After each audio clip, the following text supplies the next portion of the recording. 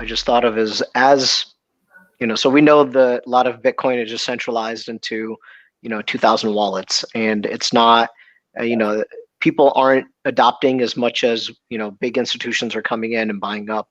But what I find really interesting is that in the fiat world, they know there's always going to be more inflation coming in that whether they buy, they're kind of probably just going to dump on the heads of the retail investors while the institutions continue to accumulate.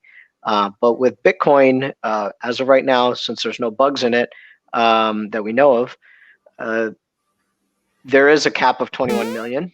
And at some point, these institutions, they're going to have to fight amongst each other because there will be no influx of new Bitcoin that they can buy. And so when they start to compete, they're going to be competing against each other.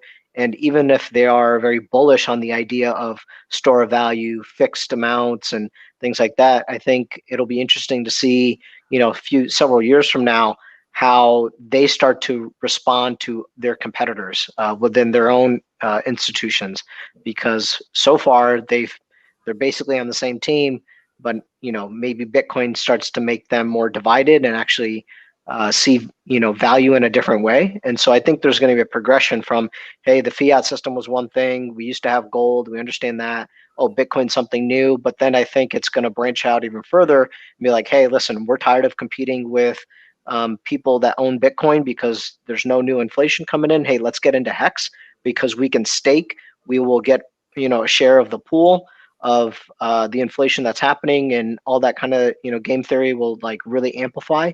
And so I'd really like to see how that plays out, but that'll be really interesting to see the psychology of these companies and how they start to shift their perspectives on store value and how to accumulate wealth and things like that for their clients.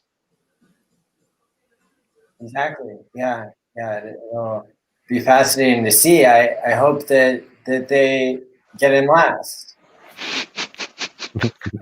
I agree with you.